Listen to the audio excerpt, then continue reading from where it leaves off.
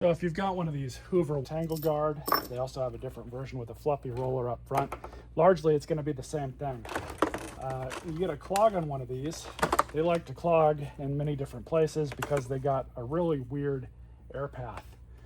First thing you want to do before you get too far into the machine looking for a clog is pull your hose off. These just remove down here, so you just saw me do, and then this one up here just has this single clip that goes into the handle right there. So this is pretty easy. You're just going to get the hose and look down it, make sure there's no clogs or obstructions. This one's good, so we'll set it right there. Next thing you'll do is remove your wand and look down this as well. You pull your handle off here. No obstructions here.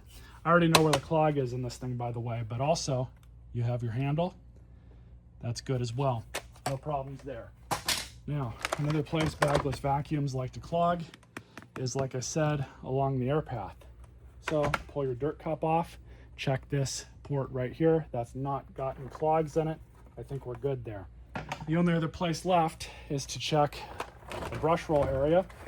And this, because I'm in the middle of scrapping this thing, it's got a clog here, but I believe there was already a clog in this machine when I picked it up at the curb.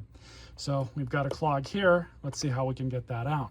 The machine right side up. And you have these two tabs here in the back. We might have to, no, we're good. So we can just pull it out just like that. Then you can look up in here, kind of have a better angle to check. All that's good.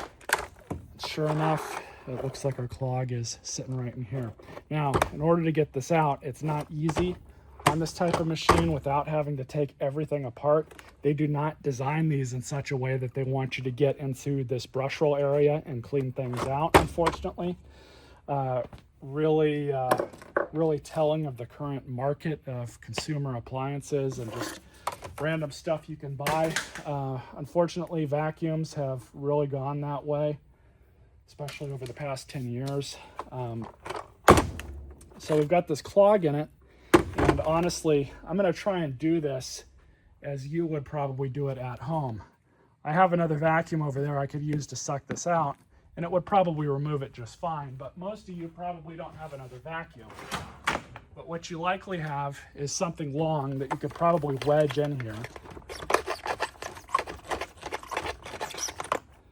and hopefully work that clog out. Yeah, this clog was not from me. Some of it was, all the grass was, but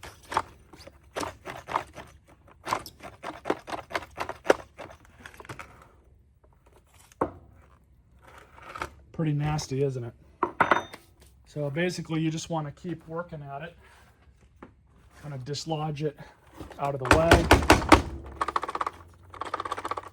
Really bad thing about these vacuums is they just don't have that much suction to begin with. So with the clog removed, you can go ahead and get the rest of the vacuum and put it all back together.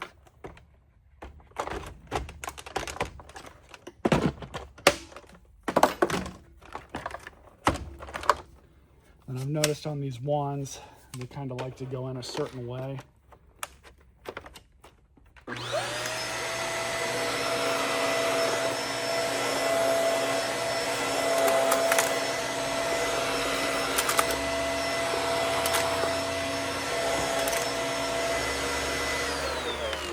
You need to fix yours. Hopefully this helped with a clog. Stay tuned.